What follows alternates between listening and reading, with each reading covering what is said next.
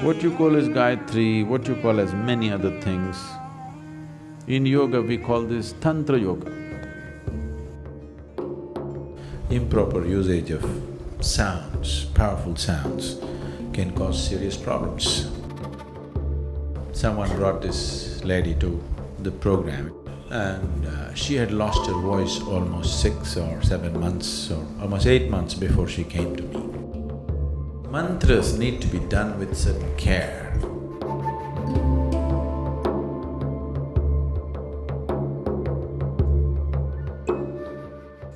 Gayatri is a powerful process, very different in its nature.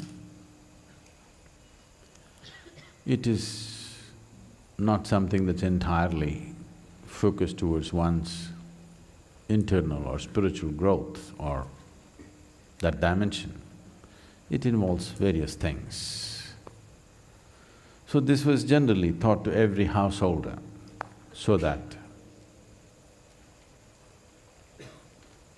for the not so focused people, some substance, some support for well-being, health, success and other aspects of life. So Gayatri is not necessarily for a serious spiritual practitioner. It is more for a householder for whom spiritual process is also one aspect of his life. It's a possibility if it's properly initiated. We don't generally do those things here because except for the Devi, spiritual process here is devoid of all ritual. Internalizing the process is little more sophisticated and subtle, but far more reliable than external processes. When we use external processes to create inner dimensions, it leads to a certain limitation of space and time as to what we do and what we do not do. You can't be 24 hours spiritually on if you are involved in an external process. It's a good support, it's a good aid, but it's just that, it's a good support. In terms of support, there are many other ways to support this. Above all, those who are initiated by us here, we support them in a completely different way. They just have to they just have to ask for it, and wherever they are, there is a support system. Support system not in terms of teachers and volunteers and stuff. Energetic support is available wherever they are. So, because of our ability to provide this support to every human being, wherever they may be, we did not establish rituals of support. It is one of the most popular things that's been done in the country for a long time. Long time means particularly in the last 1,000 years. I think since Adi Shankara, he propagated this big time. Because when he came, there was a certain degradation of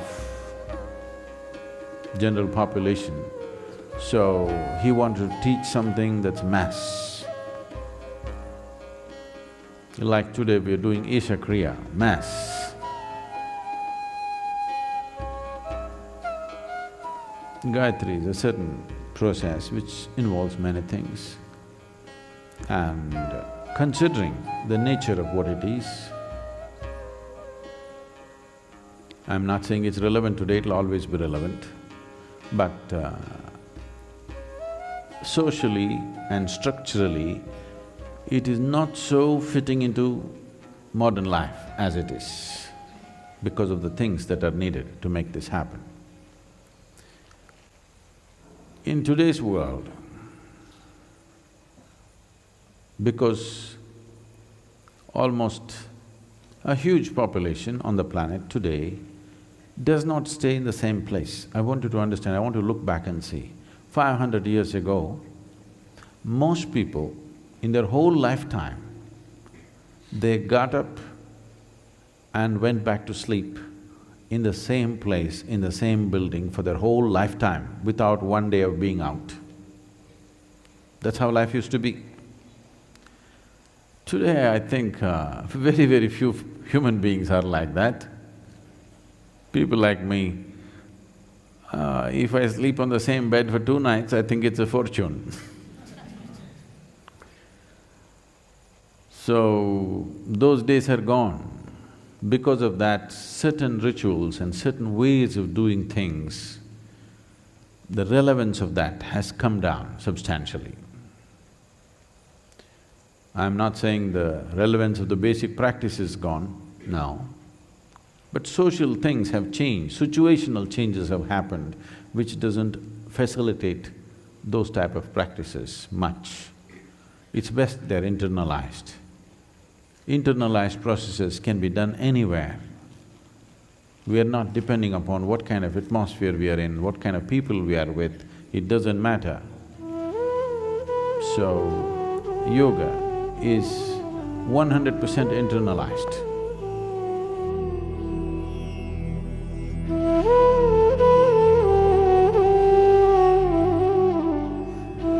What you call as Gayatri, what you call as many other things, in yoga we call this Tantra Yoga. When I say Tantra Yoga, today Tantra has found very ridiculous expressions, particularly in the Western nations. And people think if you utter the word Tantra, they're thinking about unbridled promiscuity. No, Tantra just means technology. There are various types of tantras. So if you employ technologies where external material is involved, that's called tantra. If you employ technologies where no external material is involved, it's completely internalized, then we call it yoga. If we want to create tantric processes, right now an arati is happening in the Devi temple, it's a kind of a tantra. A puja happens, it's a tantra. An abhishekam happens, it's a tantra. These are techniques or technologies to create certain impact. But now if you want to do tantra, you need the form of the Devi, you have so many limitations. Tantra is useful when people are not willing to do anything by themselves, they want somebody else to do it for them. So one person who's learned how to do it facilitates it for everyone. The danger of Tantra is exploitation. There was a fabulous tantric culture in this country. In the last 2 generations, we've beaten it down because it led to such states of exploitation and turned so ugly, we thought it's better without it. So the last 2 generations have really pushed ritualistic way of life out because it was so exploitative. So internalized processes, the safety of it is nobody can exploit it, it's you. Somebody can inspire you, somebody can initiate you, somebody can induct you into a powerful process, that's it. There is no room for exploitation. At the same time, there is no need to throw everything out. That would be like throwing the baby with the bathwater. You don't have to throw everything out. Carefully maintain tantra is okay. I want you to obliterate this silly idea that you have. Tantra means sexuality. No, it's got nothing to do with sexuality. It has got something to do with using external means to make things happen, whatever. Because both yogis and tantrics are more like scientists, seeing how to make it work. They might not have fit into the moral codes of a particular society at a particular time in history. Because of that, they might have gotten this label. Because of that, they've gotten this label. But otherwise, it is nothing to do with sexuality, it's about learning to use external material for your well-being. Not just yours, the larger group of people. So Gayatri belongs to that realm, nothing wrong with it, it's just the suitability of today. The mantras are a powerful process, but they need to be properly used, properly initiated. Improper usage of sounds, powerful sounds, can cause serious problems. I happened to be in United States and someone brought this lady to the program. It was a 7-day event and she had lost her voice almost 6 or 7 months or almost 8 months before she came to me. Voice totally gone. She's seen every doctor, every expert, voice gone. She can't speak a word. Simply empty air comes out when she tries to speak without any sound. They have not been able to detect anything improper with her vocal cords or whatever, everything is proper but she can't speak. So naturally when nothing is there, they will say maybe there is a polyp, maybe there is this, maybe there is that, maybe all kinds of cortisones and this and that, and somebody is suggesting a surgery. There's nothing else, they want to open up and see. So they brought her to me and I looked at her. And then I asked, did you do any practice, any spiritual process? Did you do any mantras? She didn't. Then I said, okay, you be in the program, let's see. So 1 day, 2 days, 3 days, she's becoming anxious because her voice has not come back and I have not said a word about her vocal cords. So by 4th day, she's very anxious. Then she came again and I again asked her, did you do any mantras? When I looked at her, I thought she must have done something. When I looked at her, it's very clear to me she's done something. She said, no. Then I asked, did you come under the influence of some mantras? Did you go to some place where they're doing powerful mantras and did you come under the influence? She said, no. Last day she's very anxious. Then again I met her and I said, see, you must have done something or you have come under the influence of some mantras. Tell me, what have you done in the last year, year and a half? Where all did you go? Then she said, she writes, she cannot speak. She said she did Gayatri.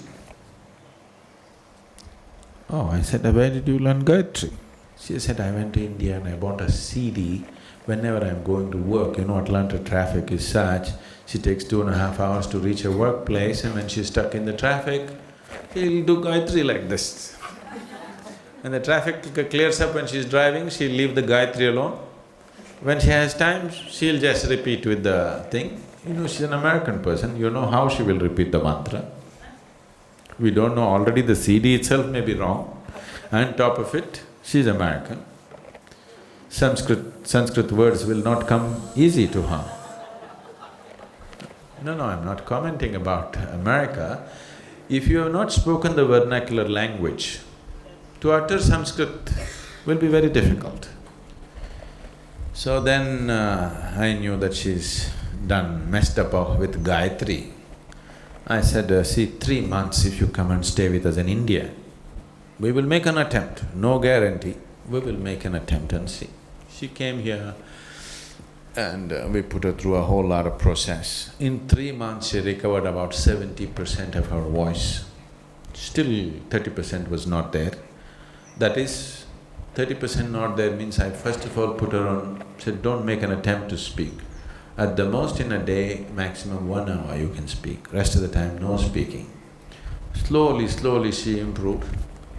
Even then if she gets emotionally excited, voice will go off. If she gets little emotional excitement, voice will go. In about 1 year's time, she recovered almost 90%. But still she found if she got angry, her voice will go. I said, that's good. Let it stay that way. Whenever you're angry, at least you lose your voice. You don't say bad things at least. So, over 3.5 years' time, she recovered almost 100%. Only very rare moments it would give up, but generally almost 99% she recovered in about 3.5 years' time of practice. So mantras need to be done with certain care, with proper instruction and guidance.